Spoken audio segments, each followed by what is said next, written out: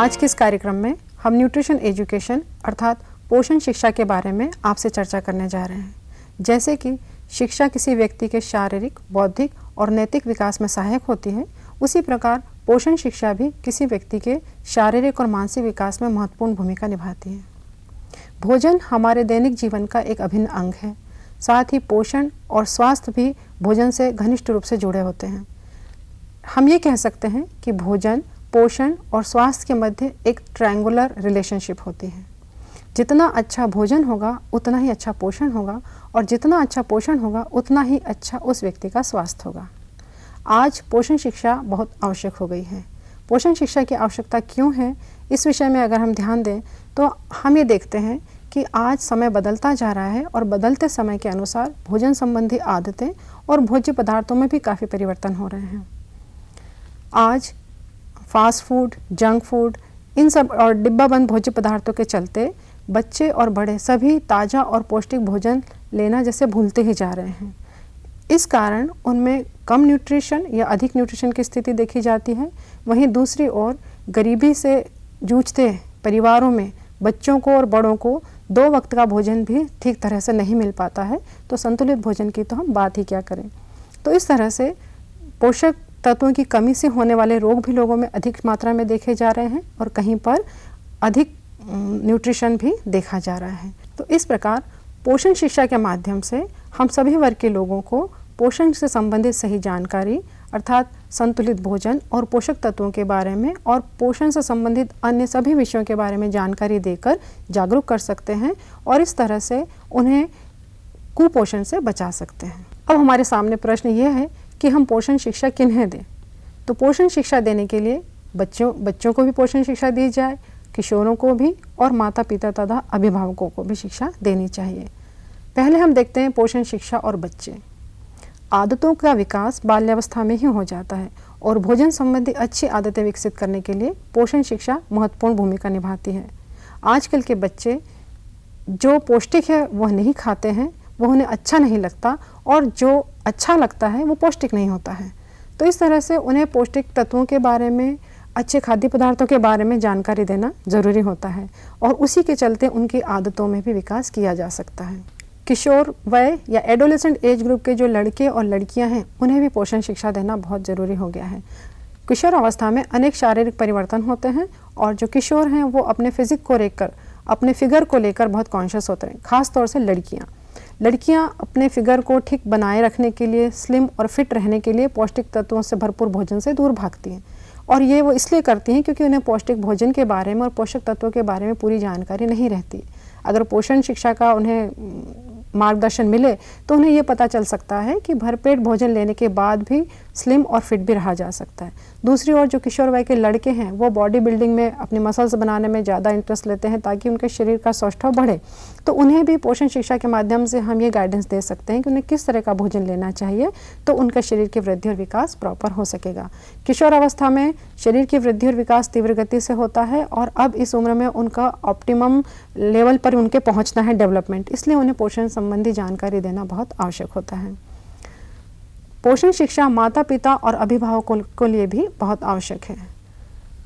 घर में माँ या गृहिणी पर ही परिवार के अन्य सदस्यों की और अपने बच्चों की पोषण संबंधी आवश्यकता पूर्ति करने की जिम्मेदारी रहती है। साथ ही आज समय बदल रहा है और माताएं भी घर से बाहर काम करने के लिए जाने लगी हैं, तो पिता भी बच्चों के पालन पोषण में रुचि भी लेने लगे हैं और महत्वपूर्ण भूमिका भी निभाते हैं।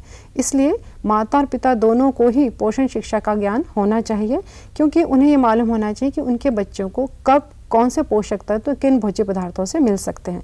साथ ही उन्हें ये भी मालूम होना चाहिए कि वे खुद किस तरह का आहार लें जिससे उनकी दिनचर्या ठीक तरीके से रहे, वो स्वस्थ और तंदुरुस्त बने रहें और अपनी जिम्मेदारियों का वहन ठीक तरह से कर सकें।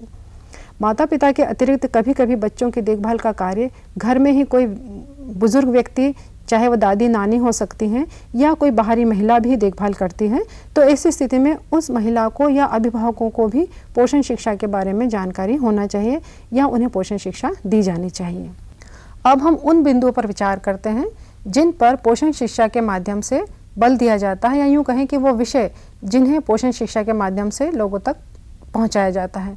सबसे पहला जो विषय है या पहला पॉइंट इसके अंतर्गत ये आता है कि सही भोज्य पदार्थों का चुनाव। अच्छे और पौष्टिक भोजन के लिए यह आवश्यक है कि सही भोज्य पदार्थों का चुनाव किया जाए। सही भोज्य पदार्थ माने वो भोजन जिसमें सभी आवश्यक पोषक तत्व उपस्थित हों और आहार को संतुलित बनाए। संतुलित आहार ही संतुलित व्यक्तित्व का विकास कर सकता है। तो ऐसे में कौन से भोज्य पदार्थ लिए जाने चाहिए और कौन से नहीं लिए जाने चाहिए, इस बारे में लोगों को ठीक तरह से समझाया जा सकता है और ये पोषण शिक्षा के माध्यम से ही किया जा सकता है। कुछ अवस्थाएं ऐसी होती हैं जब कुछ खाद्य पदार्थों को विशेष को खाना जरूरी होता है और कुछ रोग या कुछ डिसऑर्डर्स ऐसे होते हैं जब कुछ खाद्य पदार्थों को नहीं खाना होता है। जैसे कभी किसी व्यक्ति को कब्ज़ है तो उसको रेशेदार पदार्थ, कच्चे सलाद, इस तरह के भोज्य पदार्थ अधिक मात्रा में लेने चाहिए। और कोई व्यक्ति जब आयोडीन की कमी से ग्रस्त है तो उसे गोइट्रोजन्स जैसे पत्ता गोभी, शलजम, शकरकंद और मूली, इन पदार्थों का प्रयोग नहीं करना चाहिए। तो इस तरह से पोषण शिक्षा के माध्यम से हम व्यक्तियों को समझा सकते हैं कि कौन से भोज्य पदार्थ उनके लिए सही होते हैं। पोषण शिक्षा भोज्य पदार्थों को ठीक ढंग से पकाने की विधियों पर भी ध्यान देती है। भोज्य पदार्थों को यदि सही विधि से नहीं पकाया जाता है तो उसकी पौष्टिकता और गुणवत्ता नष्ट हो जाती है। भोजन को पकाने के सही तरीके से उसकी पौष्टिकता और गुणवत्ता को बनाए रखा जा सकता है। भोजन पकाने की अनेक विधियां होती हैं, यहाँ संक्षिप्त में आपको बताते हैं। जैसे जल के माध्यम से भोजन पकाया जाता है, जिसे हम कहते हैं उबाल कर भोजन पकाना। भाप के द्वारा भोजन पकाया जाता है, जैसे कि प्रेशर कुकर में पकाया जाता है। वायु के माध्यम से भोजन पकाया जाता है, जैसे बेकिंग और रोस्टिंग किया जाता है। वसा के द्वारा भोजन पकाया जाता है, जिसमें भोजन को तला जाता है। तो इस तरह से इन विधियों को भोजन बनाने में प्रयुक्त किया जाता है और हमारे दैनिक जीवन में हम एक से अधिक भोजन पकाने की विधियों का इस्तेमाल करते हैं। जैसे कुछ भोज्य पदार्थ उबाल कर बनाए जाते हैं, कुछ भाप से पका कर बनाए जाते हैं और कुछ सेक कर भी बनाए जाते हैं। जैसे स्पष्ट हो जाता है कि दाल, चावल और सब्जी, रोटी हम इन्हीं विधियों के माध्यम से बनाते हैं। तो इनमें कौन सी विधि अधिक उपयुक्त है, यह जानना आवश्यक होता है। तो उबालकर और स्टीम या भाप के द्वारा जो भोज्य पदार्थ बनाया जाता है वो अधिक गुणकारी और पौष्टिक होता है। इसके विपरीत गहरी विधि से तलकर बनाए जाने वाले भोज्य पदार्थ स्वादिष्ट तो होते हैं लेकिन स्वास्थ्य के लिए उतने अच्छे नहीं होते हैं। साथ ही उबालकर भी अगर भोजन बनाना है तो उबालकर कैसी विधि सही होगी। जैसे चावल हम पानी में उबालकर तो बनाते हैं, लेकिन कुछ परिवारों में चावल पकाने के बाद उसका जो पानी होता है वो अलग कर दिया जाता है और चावल उससे अलग कर दिए जाते हैं खिले खिले से बनने के लिए। तो ऐसे में जो चावल के पौष्टिक तत्व होते हैं सब पानी में बहकर निकल जाते हैं। तो उबालकर विधि का तो चुनाव अच्छा है, लेकिन उसको जिस तरीके से अपनाया गया है वो गलत है। तो पोषण शिक्षा के माध्यम से हम इस तरह की शिक्षा दे सकते हैं कि कौन से भोज्य पदार्थों के लिए कौन सी विधि पकाने की उपयुक्त होती है। पोषण शिक्षा में जो हम तीसरी बात कंसिडर करते हैं वो होती है पोषण में भिन्नताएं। हर एक व्यक्ति की पोषण संबंधी आवश्यकताएं अलग अलग होती हैं। यह आवश्यकताएं निर्भर करती हैं आयु पर, उस व्यक्ति के लिंग पर, वह स्त्री है, पुरुष है, लड़का है या लड़की है, उसके कद पर और उसकी क्रियाशीलता पर। अलग अलग आयु में अलग अलग पोषक तत्वों की आवश्यकता होती है। जैसे बाल्यावस्था में प्रोटीन की आवश्यकता अधिक होती है, कैलोरी की आवश्यकता अधिक होगी। इस तरह से जैसे जैसे उम्र बढ़ती है पोषण संबंधी आवश्यकताएं बदलती जाती हैं। लड़के और लड़कियों की पोषण संबंधी आवश्यकताएं भी भिन्न होती हैं। साथ ही कद या हाइट जो होती है वो भी पोषण संबंधी आवश्यकता को निर्धारित करती है। एक ही उम्र की अगर दो लड़कियां हैं लेकिन एक की हाइट अगर ज़्यादा है तो उसकी पोषण संबंधी आवश्यकताएं अलग होंगी और जिसकी हाइट कम है उसकी पोषण संबंधी आवश्यकता अलग हो जाती है। इसी तरह से व्यक्ति की क्रियाशीलता भी उसकी पोषण संबंधी आवश्यकता को निर्धारित करती है। क्रियाशीलताएं तीन तरह की होती है। एक होता है हल्का कार्य करना, दूसरा मध्यम क्रियाशीलता और तीसरा होता है अधिक या भारी कार्य करना। तो जैसी व्यक्ति की क्रियाशीलता होती है उसी के आधार पर उसकी पौष्टिक आवश्यकताएं होती हैं। और साथ ही जो क्रियाशीलता उसकी प्रकृति कैसी है, शारीरिक श्रम करने वाला व्यक्ति है उसकी पोषण संबंधी आवश्यकता अलग होगी और जो मानसिक कार्य करते हैं उनकी पोषण संबंधी आवश्यकता अलग होती है। तो पोषण शिक्षा के द्वारा भिन्न भिन्न आयु, लिंग और कार्य के अनुसार किस तरह से व्यक्ति को आहार प्रदान किया जाए इसका आहार आयोजन करना भी सिखाया जा सकता है। इसके अलावा भोज्य पदार्थों को और पीने के पानी को किस तरह से सुरक्षित और संग्रहित करके रखना चाहिए यह भी हम पोषण शिक्षा में बताते हैं। भोज्य पदार्थ पकाने से पहले और पकाने के बाद ठीक तरह से रखे गए हों तो ही वो हमारे लिए लाभदायक हो सकते हैं, अन्यथा कीटाणु या बैक्टीरिया का उनमें संक्रमण हो सकता है और उसके कारण व्यक्ति रोगग्रस्त हो सकता है। पानी को भी अगर ठीक तरह से संग्रहित करके नहीं रखा जाता है तो पानी से कई बीमारियां होती हैं और कई परजीवी व्यक्ति की आंतों में पहुंच सकते हैं जो उसके पोषण को बाधित करते हैं। तो इस प्रकार पोषण शिक्षा में भोज्य पदार्थों को और पानी को किस तरह से संग्रहित करके सुरक्षित रखा जाए इसके बारे में भी हम शिक्षा देते हैं और अंत में हम उन्हें ये बताते हैं कि व्यक्तिगत आरोग्य और स्वच्छता की जो आदतें होती हैं वह स्वास्थ्य को किस तरह से बनाए रखती हैं। व्यक्ति जितना साफ सुथरा रहेगा उतना ही उसका स्वास्थ्य अच्छा रहेगा। इसके विपरीत जिन व्यक्तियों में हाइजीन के प्रति अवेयरनेस नहीं होती है या वो अपने व्यक्तिगत स्वास्थ्य के प्रति जागरूक नहीं रहते हैं तो उनमें पोषण संबंधी समस्याएं देखी जाती हैं। जैसे दांतों की सफाई अगर प्रतिदिन न की जाए तो कुछ समय बाद दांतों में अनेक प्रकार के रोग हो जाते हैं, जैसे पायरिया वगैरह, जो व्यक्ति के स्वास्थ्य में बाधा पहुंचाते हैं।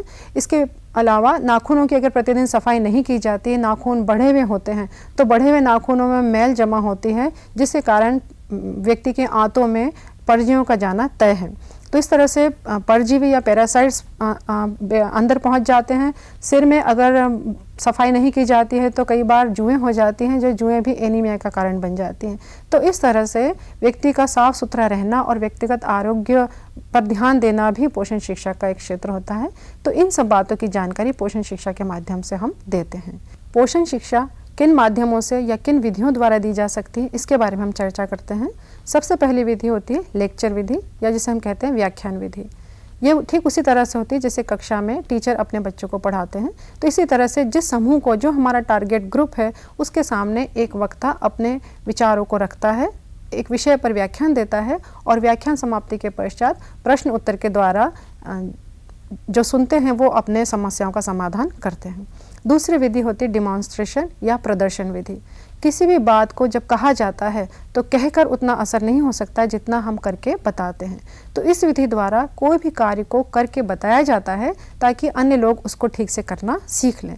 जैसे हमें भोजन पकाने की विधियां ही बताना है तो हम जब करके बताते हैं तो वो महिलाओं के ज़्यादा अच्छी तरह से समझ में आ जाती है। तो यह प्रदर्शन विधि भी पोषण शिक्षा में एक महत्वपूर्ण भूमिका निभाती है। तीसरी विधि होती है ग्रुप डिस्कशन, या जिसे हम कहते हैं समूह चर्चा।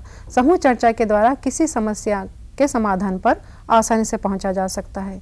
इसमें 8-10 लोगों का एक समूह बनाया जाता है और इनका एक लीडर होता है और एक ही विषय पर समूह में अलग अलग तरीके से डिस्कशन किए जाते हैं और सबके जो विचार निकल कर सामने आते हैं उसके आधार पर समस्या का समाधान खोजा जाता है।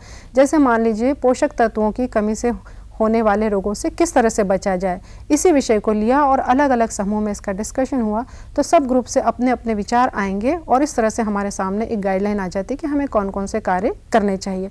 इस ग्रुप डिस्कशन में हम आहार विशेषज्ञों को और चिकित्सकों को भी शामिल कर सकते हैं। पोषण शिक्षा में हम एग्जीबिशन विधि का उपयोग भी कर सकते हैं। एग्जीबिशन माने प्रदर्शनी। प्रदर्शनी में हम ऐसे कुछ वस्तुओं की प्रदर्शनी लगा सकते हैं जो लोगों को अधिकतम ज्ञान दे सकती है। जैसे हमें कम खर्चीले पौष्टिक व्यंजन बनाना बताना है तो हम विभिन्न प्रकार के पौष्टिक व्यंजन बनाकर प्रदर्शनी में लगा सकते हैं और लोगों तक उसके बारे में ज्ञान दे सकते हैं। इसके अलावा जैसे अंकुरित भोज्य पदार्थ हैं उनकी भी प्रदर्शनी आयोजित की जा सकती है। पोषण के संबंध में लोगों में जागरूकता लाने के लिए हम पोस्टर का उपयोग भी कर सकते हैं। पोस्टर्स छोटे किंतु महत्वपूर्ण संदेशों को बहुत प्रभावशाली तरीके से लोगों तक पहुंचाने में महत्वपूर्ण भूमिका निभाते हैं। पोस्टर के द्वारा हम लोगों को तक ये संदेश आसानी से पहुंचा सकते हैं कि कौन कौन से पोषक तत्व कौन कौन से साधनों से प्राप्त किए जा सकते हैं। इसमें हम प्राप्त होने वाले साधनों के चित्र बनाकर लगा सकते हैं जिन्हें लोग देखकर तुरंत समझ सकते हैं। तो कम शब्दों में अधिक से अधिक मैसेज लोगों तक पहुंचाने का कार्य पोस्टर करते हैं। इसके अलावा मॉडल का उपयोग भी पोषण शिक्षा में किया जाता है।